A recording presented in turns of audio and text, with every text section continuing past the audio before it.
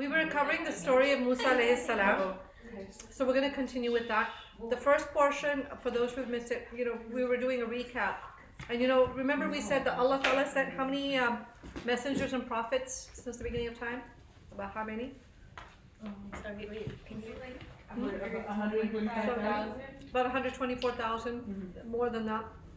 And how many were mentioned in the Quran? 25. 25 were mentioned in the Quran. And Musa alayhi salam is among the one of the 5 great mentioned who really went above and beyond. So who are the 5 prophets that were in the higher category? Prophet Prophet Ibrahim. Musa, Ibrahim alayhi salam, Prophet Musa, Prophet Musa, Prophet Muhammad sallallahu Prophet Ibrahim, Prophet Nuh. Nuh alayhi salam. Yeah. Ibrahim, Isa alayhi salam, Nuh alayhi salam, Muhammad sallallahu alaihi wasallam. What did I miss again? Musa, Yusuf. Musa, Isa, Ibrahim alayhi salam, Nuh alayhi salam, Muhammad sallallahu Oh, alaihi wait, sorry, wasallam. not Yusuf alayhi salam. No. Okay. So those are the 5. Mhm. So Musa alayhi salam, and he had the most famous relationship we know of Musa alayhi salam is what? He can speak pretty to much. Allah. His relationship, his relative. Harun. His brother Harun alayhi salam, who happened to also be a prophet, right? And we said that he became a prophet because Musa alayhi salam asked Allah Ta'ala to give him support because he was afraid to go approach Fir'aun and that about his speech and those things. So in the first portion, we discussed mostly the portion with Fir'aun. This portion is going to cover the people of Bani Israel mostly. And boy, what a bunch of people. Really, they were horrible. We are stubborn, we do things, and I look at them and I feel like I feel so good next to them. That's one of the few stories you start feeling better about yourself. But it's horrible. So as a recap, we know that all the things that were shown, all the signs and all the ayat that Allah Ta'ala showed to Fir'aun and the Egyptians, and yet they still denied Allah Subhanahu Wa Ta'ala. So finally Fir'aun agrees to let the people of Bani Israel leave. He says, go ahead and leave. But of course, he's not a man of his word. He's not a good person. He's evil. He's sinister. He goes after them. And then we said last time that he went after them, and then they had nowhere else to go, but they reached the Red Sea. So when they get to the Red Sea, Allah Ta'ala tells Musa alayhi salam to take his staff and hit it. And alhamdulillah, another miracle, the sea parts. And then Musa alayhi salam and his people go through, but Fir'aun and his people get stuck. And what does Fir'aun do? His arrogance is so great. What does he do even at that moment? I'm the one who... Yeah, he takes credit and says, I'm the one who made the sea part. I mean, he's seeing all these things happen, and instead of acknowledging, wait, this is really amazing, or wow, Musa must really be the prophet of Allah, he claims to his people so he can look good that I'm the one who's parting the sea here. And of course the sea comes and drowns them all, and we said that Allah Ta'ala mentioned in the Quran that his body will be preserved. So as a reminder to others to show what happened at that time. So now let's continue the story from there. Now you have and why were they called Bani Israel? What was the reason? They're the children of Israel. Yeah, which Yaqub means alayhi Yaqub alayhi salam. Yaqub alayhi salam's name was Israel. So that's how they are known as children of Yaqub alayhi salam, really. That's where the lineage is coming from. So now they're going and after they've left Egypt and they've survived, you would think, what would be the mindset of people who've gone through everything they've gone through? They've seen boys be killed, like baby boys be killed. They've seen how much that they were used as slaves, how they were treated so badly, right? And then they've seen the miracles that Musa alayhi salam has performed, from the snake that came out of his staff and ate the other snakes. They've seen the parting of the sea. So you would think, what should be the normal mindset of these kinds of people? In a state of gratitude or Yeah. okay, I need to change my ways. Like, my God, we're so Yeah, lucky. We yeah. have this prophet who's delivered us, who's protected us and saved us So from many Fir'aun. chances. And we've seen so many miracles he's performed. You would think that they'd be so solid in their belief. Hey, salam alaikum. No problem. So you would think that they'd be so inspired and have so much more gratitude, and in fact feel convinced that this is the truth.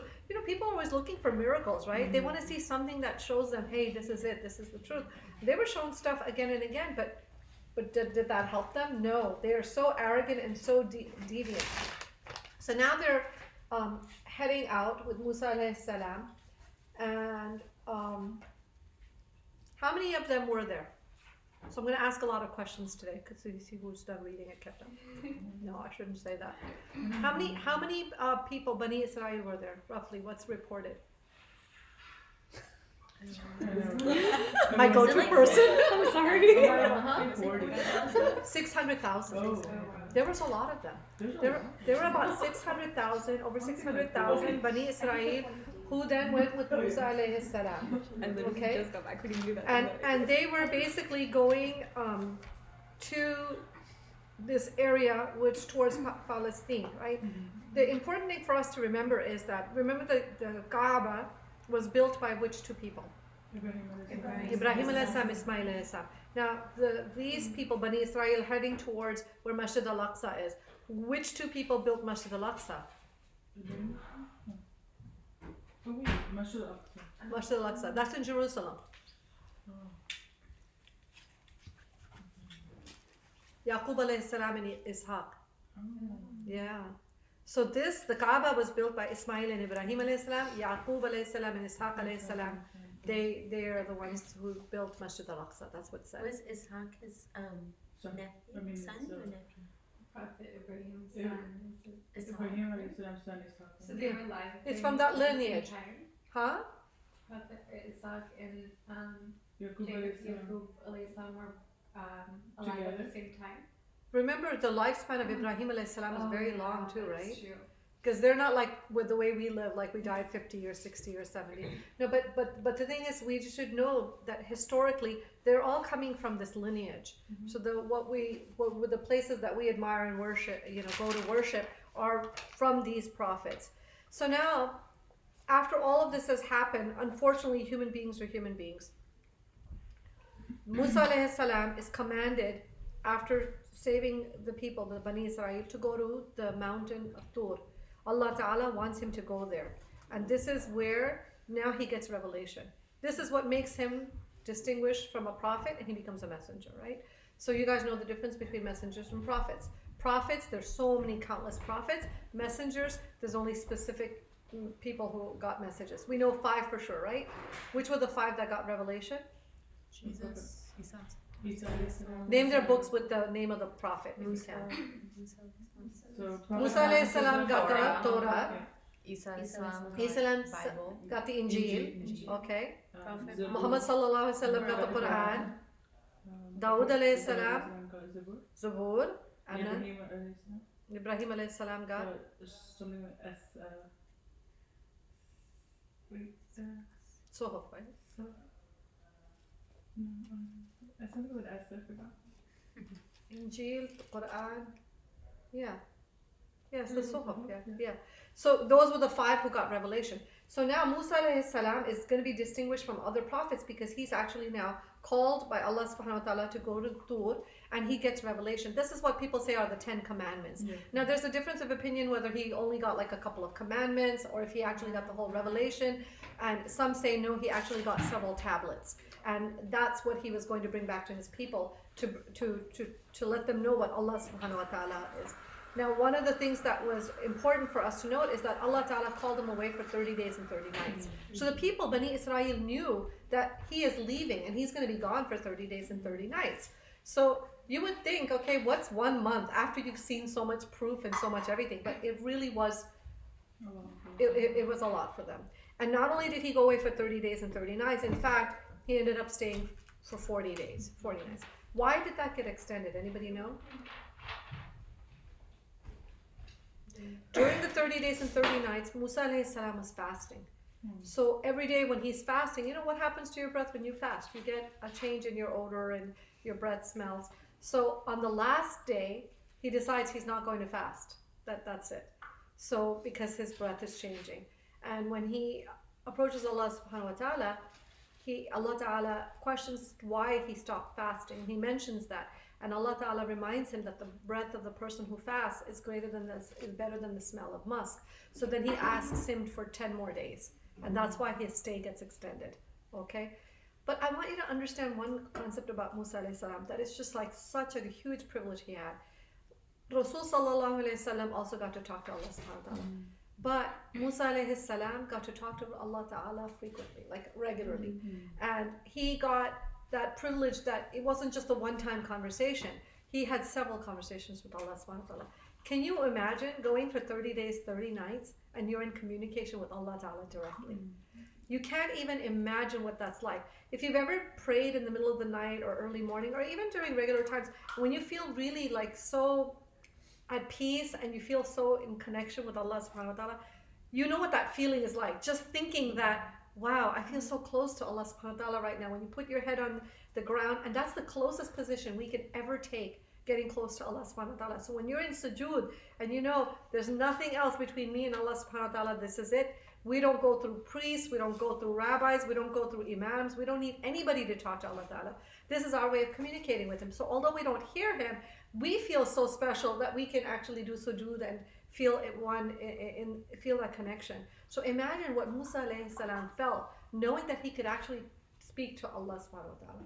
Remember the first time he spoke to Him, he wasn't like, he was stuttering. Yeah, but he knew about Allah Ta'ala. Yeah. So he was overjoyed and overwhelmed. So here he is having these conversations with Allah subhanahu wa ta'ala. He ends up staying those up until 40 days, 40 nights. But what do you think is happening back with his people? Who did he leave the people in charge with? Harun alayhi salam. So he left his brother Harun while he went away on his mission on what Allah Ta'ala had commanded him. But you have to understand the difference between the two brothers. Harun alayhi salam and Musa alayhi salam are of the same family. But just like in your own family, everybody's different. Everybody's personality is different. People's approach is different. Musa alayhi salam was known to be a very strong personality. But not only that, he was tough. He was tough with the people. So when he talked, they listened to him maybe in some ways differently, but not Bani Israel. It didn't seem to matter with them. But Harun alayhi salam was known to be very soft. And he didn't have that type of a personality. So although he might have been more eloquent than his brother, because Musa alayhi salam had a problem with stuttering, Harun alayhi salam didn't have a problem with speech, but he had a problem with being too soft. So while Musa alayhi salam's away, Bani Israel is pushing their limits. They're pushing Harun alayhi salam. In fact, they gave him such a hard time. They made it very difficult for him. And they also gave Musa alayhi salam a very hard time. So when Musa alayhi salam comes back, from having been away, but before he comes back, what happens is they know that he's supposed to have gone 30 days and 30 nights. So now they start having all this doubt in their mind. Wait a second, he's supposed to have come back after 30 days. Why is he not back? Maybe he left us. Maybe he deserted us. Maybe there is no message. Maybe there's, So all Shaitan, of course, is having a field day, is having a feast with this, because you can make all sorts of possible answers as to why Musa alayhi salam didn't come back, giving them even more fuel, more courage to go ahead and do what they wanted. One of the people among them, and I believe historically he's known as a Samiri. So you have to understand historically what happened. When the Bani Israel were in Egypt, they weren't well off. They were poor. They were treated as slaves. So when they didn't have gold, they would actually borrow from the Egyptian people, the Egyptian women, gold. And that's what they would use. And unfortunately, some of them wrongfully left with the gold. They took the gold with them when they escaped from Pharaoh. So now they had whatever gold they had. A Samiri, he basically, took the gold from the people. And not only that, a Samiri actually was the person who had the privilege of seeing the tracks that the horse left for Jibreel alayhi salam, where the dirt was. He was able to see those tracks. He knew that they were the tracks of Jibrail's horse. He took the tracks, and then what he did was he took all the gold, he melted the gold. He told them to bury it. First he told them to bury it. He takes the gold, he melts it, he makes a cow out of it. But in there, he puts in the tracks from the horse of Jibrail alayhi salam. So when he presents it to the people, it has this sound, whoosh, some kind of a sound in it. So, and then he convinces the people that this is God. So it's made out of gold, it's got this noise, and they can't understand why it has noise, why it's making this sound. So he tells them this is God. So this is what he manages to convince his people while Musa alayhi salam is away. Harun alayhi salam, being as soft-hearted as he is, not being as strong of a personality, could not stop them. He made his attempts, he tried to stop the people, and he reminded them that Musa alayhi salam has told them to continue to worship Allah Ta'ala and to stay on the right track, but they don't listen. So they go ahead and they start worshiping this gold cow. So that's what happens with that. And if any of you have ever seen the movie of Moses, that one was the old one with Charleston Heston, right? The old one. And then I think they made another one later on. It's called the Ten Commandments. Yeah. So in that they show this whole scene where they've got the gold calf, and so a lot of things go along with even the Bible version of what they believe. But in any case, so that's what happened when Musa alayhi salam comes back and he sees that here they've gone from worshiping Allah Ta'ala after everything they've been through and they've been rescued. They're going back to worshiping idol. So he gets very upset. He's in fact very upset with his brother Harun, right? Alayhi salam. So Musa alayhi salam, out of all these people, the 600,000, what's the number given as to the number that didn't actually do sujood to this gold calf? Do you know how many people were actually considered the ones who didn't bow down and prostrate to the gold calf? They say it's about 70. About 70 of them. So what happens is Allah Ta'ala allows for these 70 because it doesn't mean that they were amazing people. They're just the best of this awful lot. They're the cream of the bad crop. It's not like they're the cream of the best crop. So these 70 people, Musa alayhi salam takes them to Tur, where he goes and he communicates with Allah Ta'ala, and they get a privilege that nobody else has had the privilege of. They get to hear him talking to Allah subhanahu wa ta'ala. Just stop and think about that. Musa alayhi salam directly communicates with Allah Ta'ala, but these people who did not do sujood to the calf get the honor of getting to hear this conversation. Now, what does Allah Ta'ala sound like? How does he communicate? What do you guys think? Musa alayhi salam is using his speech. The way we generate speech, we have our lips, we have the tongue, the way the tongue moves, the air comes out, and based on what hits and how, different sounds come out. But we do not know what the speech of Allah subhanahu wa ta'ala is like. We know that Allah Ta'ala has communicated through the Prophet Muhammad sallallahu alaihi wasallam through dreams, through the angels and all that. And there are times when he gets that inspiration through, and he knows what the message is. So with Musa alayhi salam knows that Allah Ta'ala is speaking to him. But we don't know what that sound quality is or what it means. But in any case, so these 70 people actually get to go and hear Musa alayhi salam communicating. So what do you think the reaction of the people was? The 70 that got to go there and hear Musa alayhi salam speaking with Allah Ta'ala. Did they want to see him? Yeah, because, Did they want to see him? They are so pathetic, that's the word I would use, that even after they hear the conversation, they start doubting, is this really God? Is he really speaking to Allah? So they're like, okay, well, we want to see him. Here they go up to the mountain, they hear what happens, the interaction between the two. And now instead of saying, well, let's do sujood, we got to hear Allah Ta'ala's communication, they say, no, we want to see him. They start doubting that he's really speaking to Allah Ta'ala.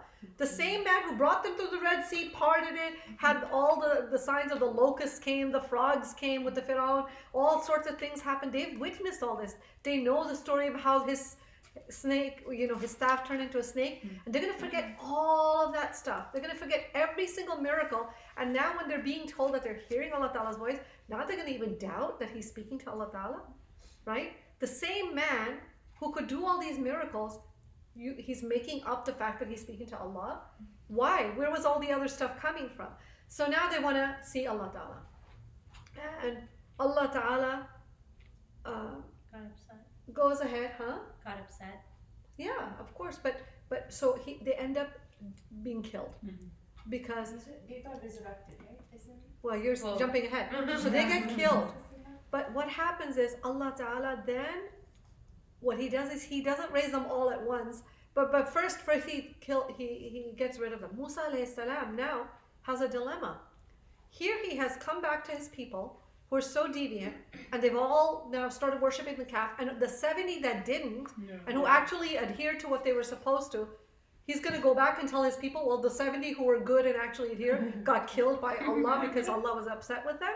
I mean, stop and think about that. Stop and think about that. So what kind of feeling would the prophet have having to go back and deliver this kind of news? That you guys are all messed up, you deviated, you really sinned, but the ones who were good, God got angry and killed them all. So you may as well have done what you wanted to do. So Allah Ta'ala went ahead and resurrected them. But He didn't bring them back all to life at the same time. He brought back one. He allowed one to witness another one being brought back to life after the death. So while like you got up and you saw these are all dead, and then now she gets up and she's resurrected, then you see then now both of you see somebody else.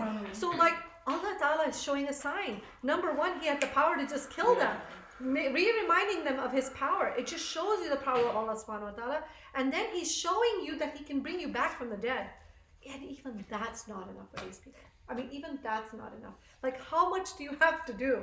Really, it shows you the stubbornness, and they're just bent on disobeying.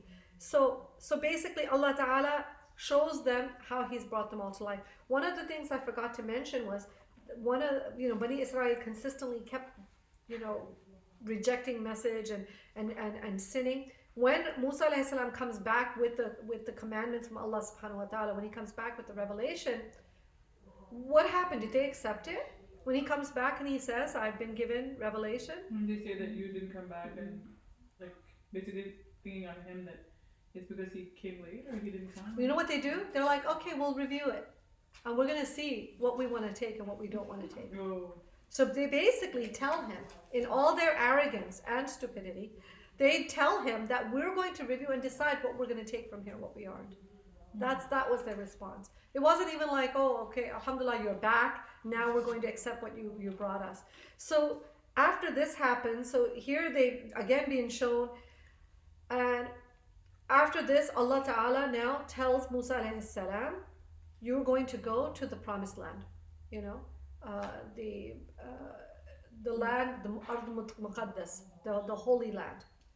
They say the Holy Land, some people say it's Jerusalem, some people say it's Jericho. Either way, it's the area of Palestine, okay? So they're told that they're promised that land and they're going to enter it, and that's where they're going to settle. So what happens?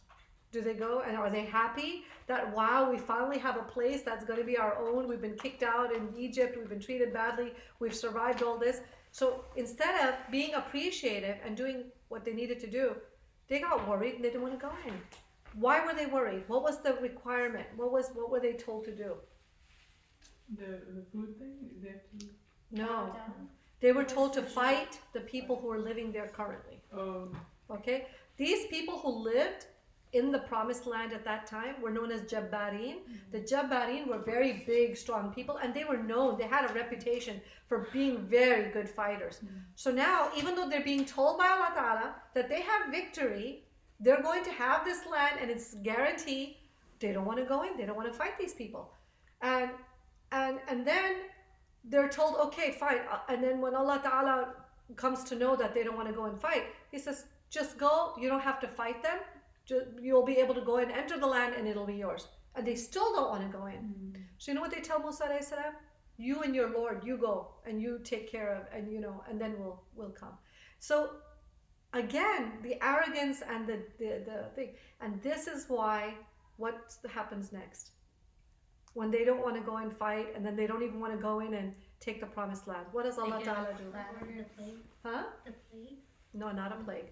They're ordered to like fight each other? No. They get lost, right? Yes, for 40 years, Allah Ta'ala keeps them as a lost people. They have no land.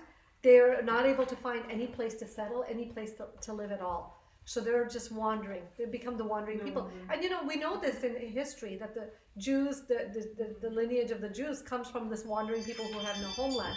Is So that just the 70 or all the whole entire thing, group the now? whole entire group. The 70, you learned what their worth was, even though they didn't prostate. That's why I said they weren't the cream of the crop. They were the cream of the worst. So all of them basically were made to wander. So for 40 years now, they're told they're going to have to wander. Can you imagine what that must be like? To not have a homeland. You can do it for a few days, you can do it for a month, but can you imagine for 40 whole years, you're just wandering. And also in what conditions? And even then, Allah's mercy is so great. What did Allah Ta'ala do for them? He gave them food. And The then man, the food was He- good. manna wa salwa, and he sent clouds to give them Shade the during shade. the day. He sends them the manna salwa, manna or the birds that they can eat, and then the salwa was the sweet thing that was coming out from the trees. Then not only that, they were provided water because Allah Ta'ala commanded Musa alayhi salam to take his staff and hit the rock, and out of the rock, ithnata ashara the aynain, the 12 springs come out, one for each of the tribes, the 12 tribes. Because remember we said that there are how many? 12. 12 sons. So from there, each person has their own tribe. So even they got that much. And then you have to also think, Allah Ta'ala made provisions for them that 40 years, children who are small, they're growing. So they're getting food, they're getting clothing, they're getting whatever they need. There's no shortage whatsoever. And then what happens? You complain about the food. They get tired. What is this? Manna was salwa in the morning, in the afternoon, in the evening. They're provided for. And the bird, and it wasn't that they had to go hunting them. The bird would come and land in their hand. They didn't have to go hunting for the salwa. It was there in the right near surrounding trees. All the sweet thing would be coming out. So it was like, who doesn't want that? It's like open access food all the time, constantly. But even then, they weren't satisfied. So they told Musa alayhi salam, go and ask your Rabb to give us other stuff. Give us min basaliha wa fumiha wa adasiha. And they start asking for all the different things, from garlic to onions and basaliha, which is the onions. And they start telling him to go ask your Lord for this because, they don't want to keep eating manna wa salwa. And he tells them, A'udhu billah, he tells them, am I going to have something that's going to be better, exchange what's better for something that's less? Because, what Allah Ta'ala can feed a person's stomach with his natural substances like the salwa and those things, that's a special gift from him.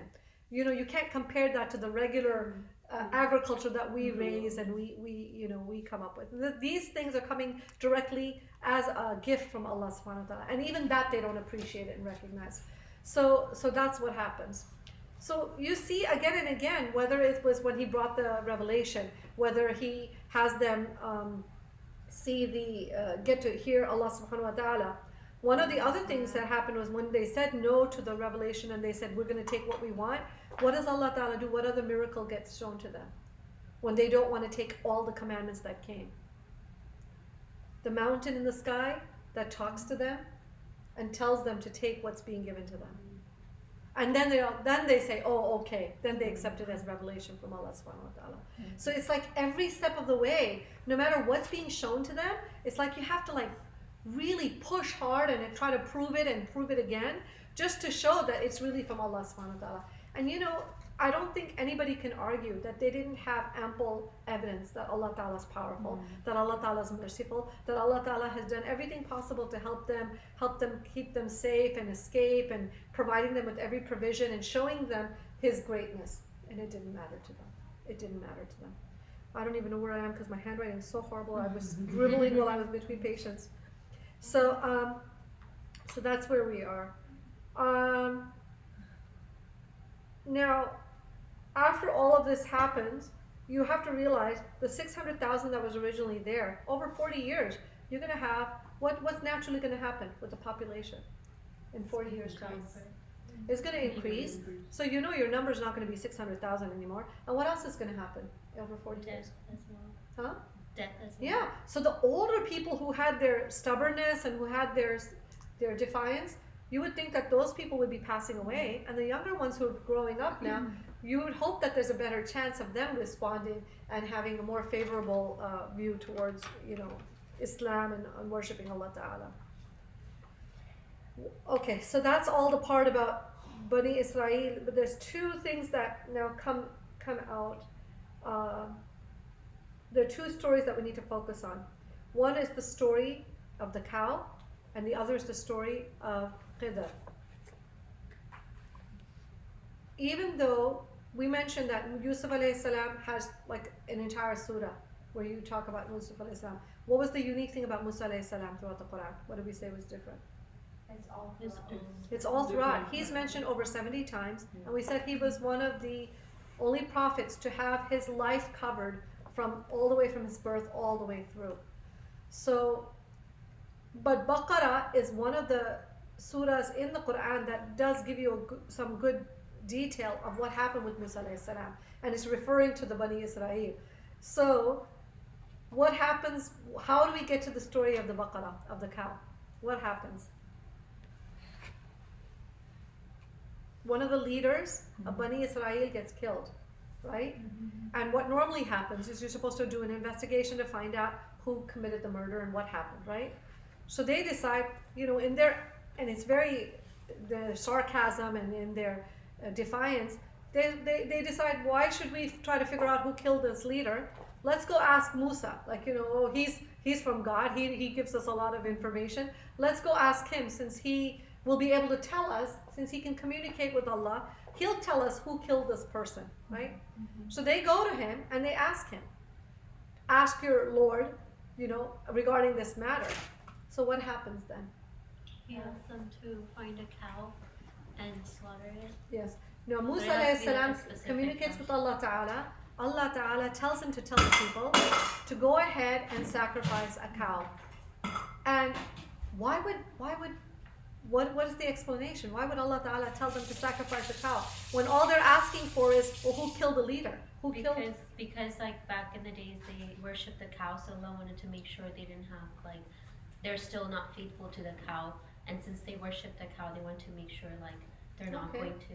So it's a way of Goes back. testing them. If And what they was? could see if they would obey without questioning. 'Cause Right. They've seen so many miracles and punishments Signs and and so many signs of Allah, and I feel like they lack that iman, that strong belief. They're very So how did they react when Musa alayhi salam came to them and said, our Lord is asking that you sacrifice a cow? What was their reaction? They kept asking more and more Questions. questions. Well, even before what kind that. of cow? No, even before they asked all the questions, they were actually insulted and upset. They thought, what is this, a joke? We're asking to find out the name of the person, find out who killed, and you're going to come and tell us to kill a cow? That's not what they're looking for. They just want the answer. They don't want to go through any process. They don't want to go through any steps. So to them, it didn't make sense that here he has the ability to find out whatever answers he needs through Allah subhanahu wa ta'ala, but instead he's giving them now something to do. So then and again, in showing their defiance, they start asking questions. The first question they ask is what? What color? Yeah, what color should it be? Well, what kind of cow is it regarding the age? Should it be Oh, old or it's First like- is regarding the age. And then And Allah Ta'ala tells them what kind not of too cow is it? old and not too young. Not too old and not too young. What's the typical lifespan of a cow anyway? I don't know, a few years. So he tells, their answer is that the cow should not be very young and it should not be very old. Then they ask again. They ask, ma launaha. What color is it? Right? Ma launaha. And Allah Ta'ala tells them that it should be yellow. And then they ask again, more details. They want more details. What kind of cow should it be? Give us more details. They're not happy with the answers. And they're making it more difficult for themselves because out of their foolishness, they think they're being oh yeah, well tell us this, Instead, what's happening is that they're making it more and more difficult because now Allah Ta'ala's specifications is going to really put them to the test. So then Allah Ta'ala tells them, well, it shouldn't be the kind of cow that's done any kind of agricultural work or done any kind of work, meaning a cow that's been kind of left alone and just, okay and hardly any blemishes. It's this very special cow. So finally, they're like, oh, okay, jita bil haq, now you've told us the truth. When they figured out, and they find this cow. What happens when they find the cow? The person who owns it asks for the weight of gold, the weight of the cow in gold, in order for them to get the cow. And then finally they go ahead, they purchase the cow, and cows are not light, they're not skinny. I mean, even though whoever of us thinks that we're a good weight, it's way beyond that, right? So even my weight in gold would be a lot, right? So imagine the weight of a cow in gold. So Allah Ta'ala is basically making them sacrifice something ultimately. And so they had to pay the weight in gold for that cow. And what was ordered from them? What did they have to do once they found that cow? Something with They had to the- slaughter it. So they spent all this money. They had to find it. They had to slaughter it, spend all the money to slaughter it. And what do they have to do once they slaughtered that cow? And the man who passed away will wake up. and They have to slaughter take that meat that they get from the slaughtered cow. They have to it. hit the man who got killed with the meat. And what happens? Oh, wake He up. wakes up and Allah Ta'ala, through His power, has the dead person reveal who his killer is, and then he dies again. That's It's it. like his nephew. Why go through all of that? Why do it this way? Just obeying him. I guess Yeah. since they've been disobedient for this. Right. It's again, Allah Ta'ala is giving him a chance, and He's showing His power that He's able to make a dead person talk and reveal who the murderer is. You know, He's able to, just by using the cow, and you know, it also shows that there is an expectation that there's sacrifice on our part, and that we have to recognize Allah Ta'ala's power. So now that person reveals the murderer, who the person is, and that's it. So that's the story of the cow. And mashallah, in Surah Baqarah is given in detail. So when you see that, you know, قالوا ادع لنا ربك ما لونها, they ask all these different things, and ayah after ayah you see the details. So that's the story of the cow. The second story that we need to know about is the qidr. Okay, who knows what's the story about qidr? It's in Surah Al-Kahf. Now, Musa alayhi salam one day is asked, who's the most knowledgeable here in the world? And not because he's arrogant, not because he's vain, not because he really thought about he's the responsible one, he's the prophet, he's come with a certain message, and at that time he said it's me. Okay? So, and Allah Ta'ala, the best thing for him to have would have been to turn to Allah Subhanahu wa Ta'ala and seen who is the most knowledgeable. So Allah Ta'ala now lets him know that he's not the most knowledgeable, right? So there's a person that he's supposed to go and seek. And this person, according to history, they say Khidr was actually a prophet. That's what majority of the scholars agree on. But we don't know of Khidr going to any particular people. Like, you know, we know Yusuf alayhi salam went to a specific qawm. We know Muhammad sallallahu alaihi wasallam went to the people in Quraysh and in that area. But Khidr was not known to belong to any specific group of people. And in fact, they say that he might have lived during different time periods. So I was gonna ask. And that he interacted with different prophets. Yeah. Is that like how does that work? Like, they say that he was basically he lived for a long time, Right. And or yeah. that he came at different times or something like that. They say that his existence spanned different time periods, and he wasn't sent to a specific period. If Allah Ta'ala can bring back a dead person to talk when they're hit on with the meat and reveal a murderer, Allah Ta'ala can have someone exist. So now Khidr, it's a very interesting story because here Musa alayhi salam, we admire him, right? Yeah. He's so amazing, he's so obedient, and remember he showed how honorable he was when he went and he met the women and he helped them get the water and he wouldn't go behind them. He's a very good, honorable person, and he sticks to his word. But here you see a side of Musa alayhi salam that's different because it's not, so already he put his foot in his mouth, so to speak, I shouldn't say it that way, by saying I'm the most knowledgeable. So now he's sent in quest of this person who's more knowledgeable than him. So Allah Ta'ala tells him that you're going to have to find this person where the two seas meet, and this is the place where you're going to lose your lunch. So he sets out with what they say is his fathu. Some people say the fat is the boy, meaning his servant. Some people say it could have even been his son. So Yusha is the name. So what happens is he sets out and he decides I'm going to go. He takes some fish with him for lunch, and he sets out on a long journey to go find where the two seas meet so he can find this person who Allah Ta'ala has told him is very knowledgeable. He wants to learn from this person. He's really curious. So when he goes and when they finally get to that point where they reach where the two seas meet, he's exhausted. The boy is exhausted, Yusha. So Musa alayhi salam falls asleep, and after that Yusha is still awake, and he sees the fish that was dead, that was being carried, comes to life and actually jumps into the water. And he's shocked, but then he falls asleep. So when they wake up, Yusha forgets to tell Musa alayhi salam what he's seen, but he figures Musa alayhi salam has so many miracles, so many things, he's not remembering in his mind. So they go out and they start continuing to look for this person who's more knowledgeable than Musa alayhi salam. And then finally after going, and he decides, I'm hungry, let's eat now. So when he goes to get his food, there's no fish. Then Yusha says, oh, the fish, it came to life and it jumped into the water. I forgot to tell you. And then he looks at him, he goes, because he knows that Allah Ta'ala told him it's going to be where you lose your lunch. So it's an important detail. So then Yusha says, oh, the shaitan made me forget it. It shows you the wisdom of Yusha. So then now they have to backtrack their steps and they have to go back to where the fish got taken. And over there around that area, finally they meet this person, and that's Khidr. So when they meet him, he approaches him and he tells him, basically he wants to learn from him. He wants to understand how great this person's knowledge is. So he tells him, I'd like to, be with you and learn from you. So Khidr warns him. He says, you don't have the patience to follow along with me. And I don't want you asking me any questions if you follow me. So he agrees. It seems easy. Musa alayhi salam is a prophet. He's led Bani Israel. He's been through so many tests, so many trials. It should be easy for him, right? To kind of quietly follow somebody and not ask questions, not challenge him or anything. So he says, oh, sure, no problem. You're going to find me very patient, and you're going to find me not asking questions. So he follows him. So they go and they're going to cross the water, and they get onto a boat. When they get onto the boat, then he sees this man who he's already in his mind, he's holding him in very high regard. So, if you hear, wow, this really knowledgeable person, that it's directly, and he's told by Allah Ta'ala that this person's amazing, like knowledgeable. So he already is holding this person in high regard. So then he sees him do something and he's like shocked because this guy's destroying the boat. He's like breaking off part of the boat.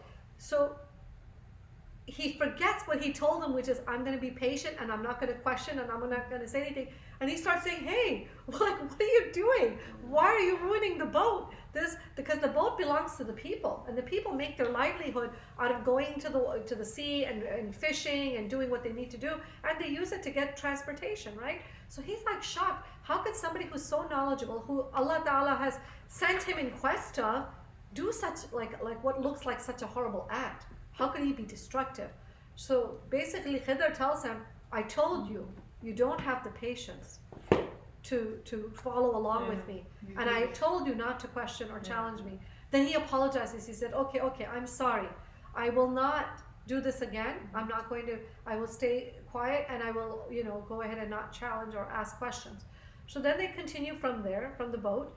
The next place they encounter is they're seeing some young boys. And Khidr takes one of the boys and kills him. So now he's really shocked. How do you take an innocent child and how do you kill him? I mean, what kind of person kills a child, right? So he's like devastated. He looks at him and he goes, why did you kill that boy? Why did you kill an innocent child? And Khidr's now not happy because he said to him, I told you didn't have patience to come along with me, and I told you not to ask me questions. So again, but he's still amazed, and he does not understand what's happening. But he promises him again. He says, okay, look, I will come along and I will have sabr and I will not ask. But if next time I ask, that's it, we're done. You don't have to continue along with me. So now the third place they go through this place, this town or village, where the people are very stingy and they're not generous at all. They're not nice people. So they ask Musa alayhi salam and Khidr asked basically if they could have something to drink, some water and some food. Those people do not give them anything. They don't give them anything to drink. They don't give them any food. They're not at all generous. So you have to remember, the custom of the people in those times is generosity. Someone comes, they're a traveler, you receive them, you give them something to eat, you give them something to drink, and you welcome them. Your home is their home, kind of a thing. But these people were totally stingy. So they basically don't give them anything at all. Then they encounter this wall that's kind of falling apart. It's broken. So Khidr goes ahead and he repairs the wall and he fixes it. So Musa alayhi salam is thinking, okay, great, he fixed the wall. Now we can ask them as a payment that they'll actually give us something to eat and drink. So Khidr doesn't want to ask them for anything. He tells them no. He's like, wait, but you just repaired a wall. These are people who didn't give us anything to eat and drink. Why wouldn't you ask them for something in compensation? Let them, go ahead and pay because you did hard work. It's not an easy thing to build a wall. It's not like, I just went and picked up something and put it down. So, and he didn't understand, why would you also repair a wall in a place where people don't even show any generosity for nothing in return? So Khidr, that's it. This is it. Third time. 3 times he's shown that he could not stay patient and he could not stop and resist asking questions. So he tells him, you and I, that's it, we're parting. As we agreed upon, we're going to part and we're not going to continue together. So when you see Musa alayhi salam in this light, you see how human he is. Yeah. You see how much of a human being he is. So even though he's got these great, admirable qualities, it's not that he's a liar and he lied that he wouldn't ask questions. It's just his natural response is, how can you kill somebody? How could you destroy a boat? How could you fix a wall for just cheat people and not get anything back? It's just like, it's bothering him. Because that's his goodness also, right? So Khidr agrees though, that before they part their ways, that he's going to explain why each of those things happened. What was the explanation? For the ship, it was like the king was like taking ships or something, and it was owned by like poor people, so he wanted to like make it defective. Yeah, the king at that time was actually taking over people's boats, and he didn't want to take any boats if they were messed up or had any problems or damage with it. He was taking away. So now these people are poor people who owned that boat, and if they would have had a boat that had no problems, their boat would be taken, and they would not be able to then go and fish or transport themselves. So that's why Khidr went ahead and caused a defect in that boat so it wouldn't be taken. So what looked like on the surface as being a bad thing actually was a good thing and was doing those people a lot of service, right? So that teaches us something, that things are never what they appear to be. Sometimes you might see somebody that you think is not doing something nice, but they may actually be doing something really that has a hidden value that you're not aware of. So you have to kind of give benefit of the doubt. Obviously, if you see a crime being committed, you have to investigate to see. Doesn't mean you act dumb, deaf, and blind and say, oh, there's a greater reason why. No. You can't accept injustice. But at the same time, sometimes we don't have the wisdom. And it showed Musa alayhi salam that Allah Ta'ala's wisdom and what he's given to certain servants is a lot more than what we may understand in ourselves. And I think it humbled him too, because he thought he was the most knowledgeable, and he found out he wasn't so knowledgeable. In fact, 3 times he was shown that he didn't have the patience or the knowledge or the understanding that Khidr did, Al-Khidr did. And what was the explanation for the second thing, why the boy was killed? The parents were like really good people, and Allah wanted to bless them with a better offspring than the Yeah, and it one wasn't before. just a better offspring. This child was actually going to grow to be very, to to cause a lot of Yeah. devastation or corruption or whatever you want to call it. But he was going to do things in his life that would be really devastating. And his parents were pious or righteous people, I should say. So Allah Ta'ala wanted this child to be. Look, it's easier for us to see somebody just die, but when we think that he was, he was killed, it looks horrible. And what was the third story? The wall, they built it for the 2 orphans. Yeah. Right. So the wall belonged to the house of these 2 orphans, and the wall underneath it was a treasure buried. So it had wealth for them. These people in this town were so bad that had they known, they would very easily take it away from the orphans. They wouldn't think twice about stealing it because they're stingy themselves. So he did not want the wall to fall down. He wanted the treasure to remain hidden until it was time for the orphans to get that treasure. And then he was asked why particularly these orphans. He said because their parents were among the righteous, which shows you how much we value righteousness and how righteous people. So that was the thing. The most important thing also to mention is Khidr explains to Musa alayhi salam that everything he did was by the commandment of Allah Ta'ala. It wasn't that he decided, he didn't have that knowledge that there's treasure underneath. He didn't know that this child is going to grow up to be corrupt. He didn't know that the king, necessarily, unless and until Allah Ta'ala gave him this knowledge and told him what to do. These weren't decisions he took on his own. It shows you the obedience of Khidr. It shows you how it's not an easy thing. You think a person who's told kill a child, you think that's an easy thing? No, it's not. And he'll look bad, and on the surface it's like it's not an easy thing to do. You were gonna say something? I was gonna say, like, I feel like it's a good analogy too for life, because sometimes you're like, oh, why me in certain situations? Like, I don't understand why this is happening. Yeah. But when you have patience and trust in Allah, there's maybe a greater like reasoning why something is happening to you now, and then later when you look back, you're like, oh, actually that was good that this happened. That's a beautiful point. I think that's excellent, because on the surface sometimes you didn't get what you wanted, you didn't get into a school that you thought you should have gone to, but maybe there was some reason why, just like maybe if I had gone on that helicopter ride 3 hours later, because everything was sold out, and I got this opening and I took this one.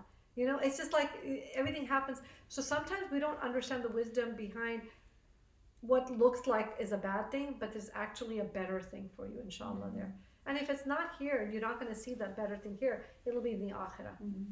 So, but this story was just really, I love how like it unfolds and what happens with Musa alayhi salam, and it's kind of interesting understanding how the two brothers were. It's so sad that Harun alayhi salam ends up dying, I think 3 or 4 years before Musa alayhi salam. And Bani Israel is so pathetic and horrible. They actually accuse Musa alayhi salam of killing his brother. After everything they've been through and everything that happens, they can't even let his brother die in peace. They have to accuse him of killing his brother. That was a terrible thing. When I read that, I was like, that's horrible. Like, you've done enough and disobeyed and given him a hard time, given Harun alayhi salam a hard time. You know how they gave a rumor about him and his body part and all sorts of things. And they can't even let his brother die in peace and have to accuse him of having killed his brother. It's just terrible. But Musa did not make it to the land, right? He died before. It's funny when you come from Palestine, on the way you'll see they have an arrow and just some random sign that says Maqam Musa, right in the middle of the desert. So that's where he's like buried. And then this one, Harun alayhi salam, is in Jordan, his thing. So so they died. They're in 2 different burial places. It's amazing. Khidr is also in Jordan, by the way. Al Khidr. Oh, really? Yeah, it's close to Salahuddin's fortress. Oh my goodness, for Salahuddin's fortress, these big rocks that they use as cannonballs, like to do catapults, and they're just amazing. I'm so proud to be a Muslim. I'm so proud to be a Muslim because Salahuddin's fortress, they show you how the Muslims collected water, and they have these little troughs under the you can see them. It's like, and they had a filtration system to get out all the pebbles and the leaves and the dirt. So it would go through different things, and all that stuff would be filtered out so that the Muslims had clean water in that fortress. So not only was it a fortress, but they had, of course, the prayer area, and they had the place, the minbar where the person would lead prayers. They have the little holes in the wall for where they would put the candles. But the filtration system, for the water, I'm so proud of them. It's just, it's beautiful. He was not only a great military man, but he knew, science. They knew how to really take care of things. And that fortress never got taken, when all the invasions and stuff took place. But anyway, that has nothing to do with Musa alayhi salam. I was just mentioning the maqam of all of those places. So if you ever get a chance, to go around these places, it's really good. Shu'aib alayhi salam also, remember, was connected to the story. His maqam is also in Jordan. So it's not too far. And how is Shu'aib alayhi salam related in this story possibly from Musa alayhi salam? Remember we mentioned? Yes. So the woman that he ends up meeting, and she takes him to her father, they say it was probably Shu'aib alayhi salam, and he worked for him for that entire time. Yeah. So it's all these prophets. And when you go to places like, although Mecca and Medina we value greatly, Mecca especially, I think the Jordan and Palestine has special value for us, and we should never let those lands be taken or messed up, because it really is the land of the prophets. Between Jordan and Palestine, when you think about the number of prophets in that area, I mean, the fact that all the prophets prayed in Jerusalem, the fact that great Sahabas in that whole area, it's just so full of rich history. It's just amazing. It's just really amazing. I have a question. Yes. Is Khidr mentioned anywhere else in the Quran or with any other prophet? I'm not sure. I would have to check that. I just know that based on what the scholars say, that this is what they understand from whatever that they've researched, is that he was not sent to any particular people, and that he may have lived in more than just that time period. So, and I don't know the details of when exactly he lived and which prophets he interacted with, but we know for sure the story of Musa alayhi salam's interaction.